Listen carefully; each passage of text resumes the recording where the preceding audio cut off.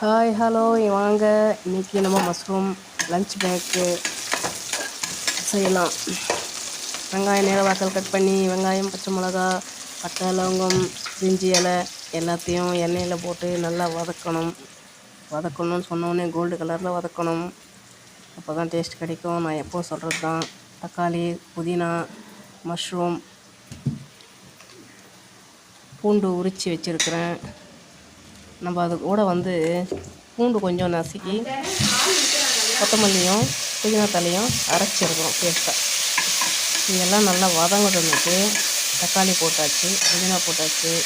நல்லா வதங்கட்டோடனே இந்த பேஸ்ட்டையும் நம்ம போட்டுடுறோம்.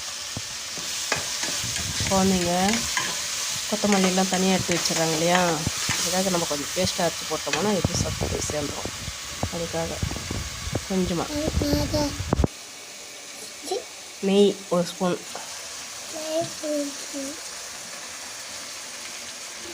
எல்லாத்தையும் நல்லா கலக்கி அடி பிடிக்காமல் பாருங்கள். முந்திரி பருப்பு ஒரு 10 பல்லு. ஆமாம்,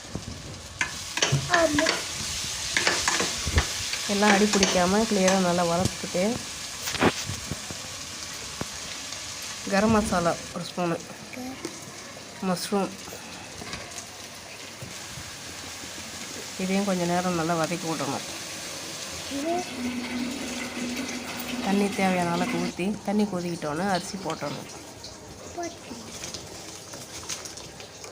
ஒரு 3 விசில் எடுத்த உடனே சுவையான மஷ்ரூம் பிரியாணி ரெடி ஆகிடுச்சி. பாருங்கள், கமகமானு செம்ம டேஸ்டியாக நல்லா உதிராக பாருங்கள். நீங்களும் டைப் பண்ணுங்கள். லஞ்ச் பாக்ஸுக்கு இன்றைக்கி மஷ்ரூம் பிரியாணி நல்லா கலர்ஃபுல்லாக நல்லா இருக்குது பாருங்கள்.